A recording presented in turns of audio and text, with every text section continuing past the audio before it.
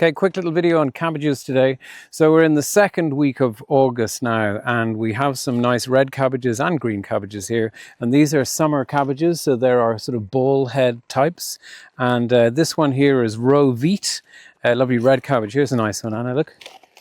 So we've got some nice big heads there. But basically what I wanted to talk about is once we get into August and it's really warm in the garden today, in this warm weather, once your cabbages have headed up and they've produced their heads, then they can very quickly get too big and they'll actually split.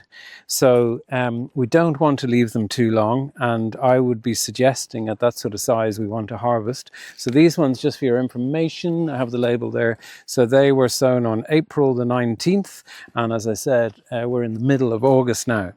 So when cutting a cabbage then, I'm just going to break off some of the bigger leaves just to make a little bit of room for myself. Now really what I should have been doing, if we see in here, there's a bad mark for me. So we can see here we have some old cabbage leaves, and really once your leaves start to die off and they start to yellow like that, you're really better off getting rid of them because you're just attracting slugs and snails. And here is an example, a snail. So you really want to be a bit better than I have been here and kind of tidy up around your crop. But to harvest your head then, we're just get a nice sharp knife and we're just cutting through that stem. And then we can, hope you can see that, just break off those outer leaves before we bring it into the kitchen.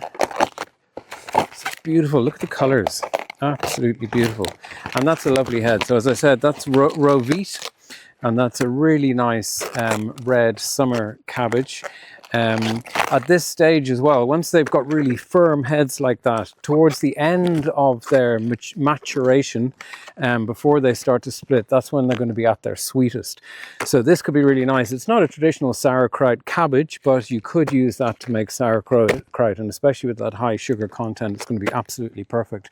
So well worth growing, really easy. I just sowed these in April, bish bash bosh, put them into a well-fed soil, have pretty much ignored them so far, and we have some lovely big heads of cabbage. So that's it. I hope you enjoyed watching this. See you in the next video.